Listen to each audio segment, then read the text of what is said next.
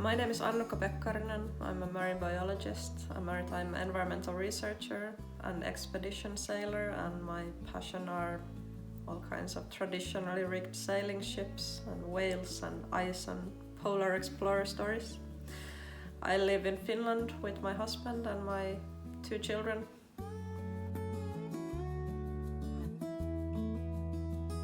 My family never had a sailboat. The biggest on the water adventures from my childhood were from a rowing boat on the Finnish lakes. But I started sailing on these summer camps in my hometown. They had 2 open wooden sailing boats, and these were replicas of traditional archipelago boats. They were used for transporting cows and sheep and maybe a little bit of fishing.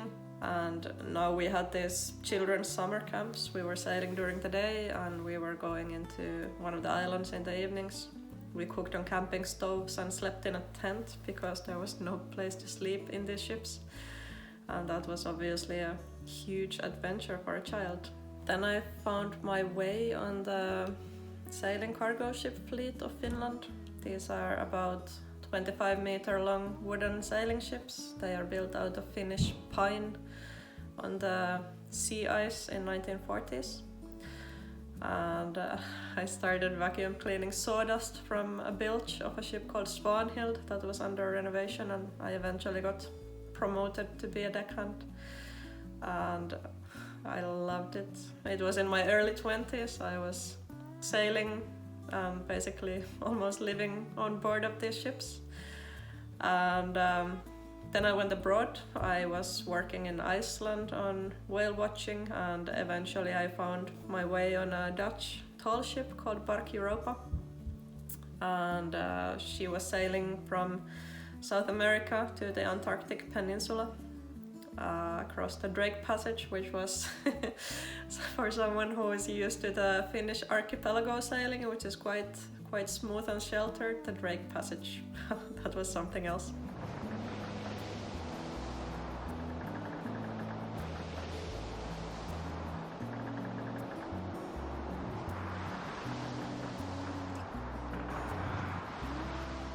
And then I went back to Iceland, and that's really where the current story begins. That's when I met my husband sailing in the Icelandic and Greenlandic fjords.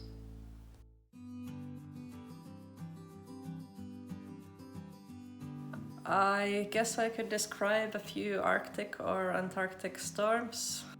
The Weddell Sea was something really phenomenal to visit because it is the stage for all these great explorer stories like Shackleton and Otto Nordenskjöld expeditions. It's quite cold and inhospitable, and the ice conditions there are really unpredictable, so it was really exciting to be there. But I still would say that nothing has been as exciting as to start sailing with our daughters. I think it's quite a common phenomenon for many new parents that after their first child is born, quite normal things start feeling really exciting and almost like extreme.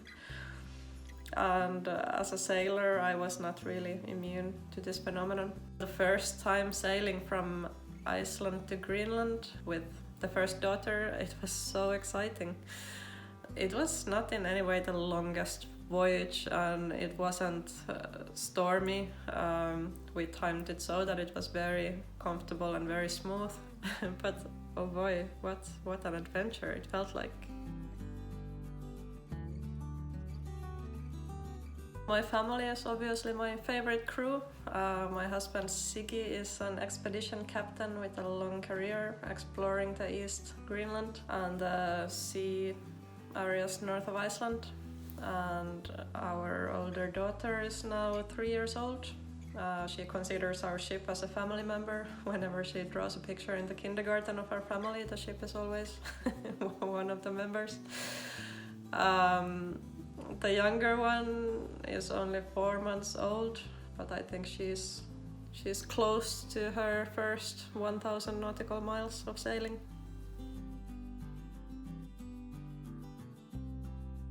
I think many new parents can relate to the feeling of at least temporarily putting less focus on your own passions and more focus on the family life and the kids. It happens quite easily. It does require adjustments and thinking and patience, and most of all lots of practice to include the kids into a passion like expedition sailing. For us it was quite important to start combining the family into it when they were very young, to get everyone used to it, to grow up together as a family and as a crew. And then again, if the passion for an adult or a child is sailing or maybe climbing as it is for our older daughter, there's probably no way to stop it. There's no way to inhibit it or forbid it. So the best is just to teach and learn how to do it safe and comfortable from the start.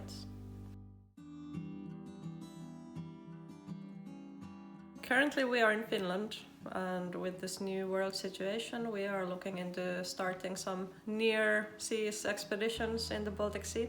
We spent this autumn exploring the area a little bit, and it's so fantastic.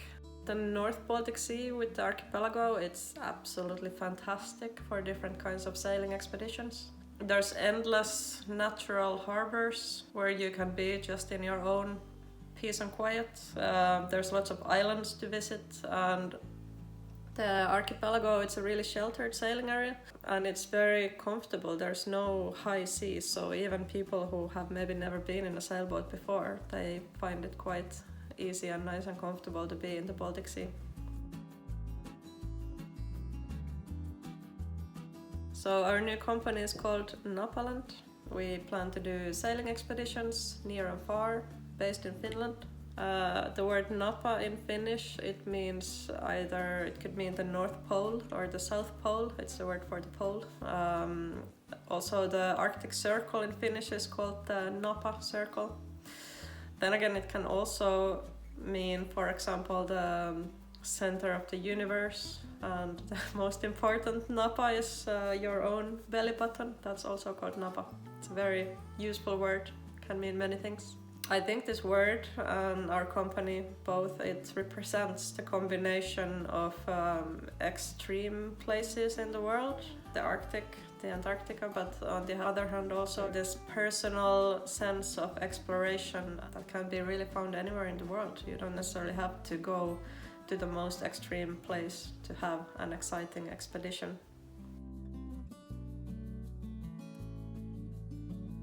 We want to invite people to experience this sailing lifestyle that we love, and we think that's a very important part of being in this kind of sailing expedition, no matter where it goes, is to be part of a crew, the expedition team.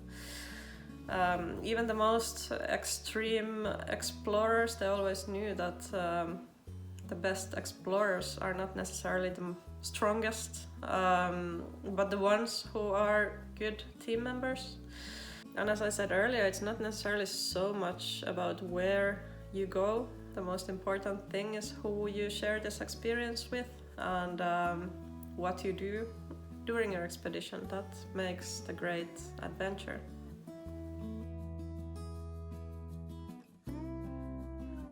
I don't know if I have any big life advice to give really, but in my experience, I always felt that if you have a strong enough dream or passion, eventually it will happen, it will come true, and it will become reality in one way or another. And it might not be the way that you expect it to happen. Maybe you hit a few walls on the way and you have to take some strange twists in your life, but still.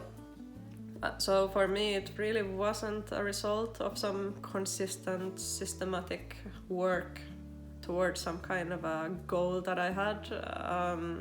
It's just about being interested and open to the possibilities, and also to be sort of brave enough to recognize and to say that, like, wow, this is it, this is my dream, this is what I want to do, and then find the person who would tell this, that like, this is really what I want to do, so how can I do it?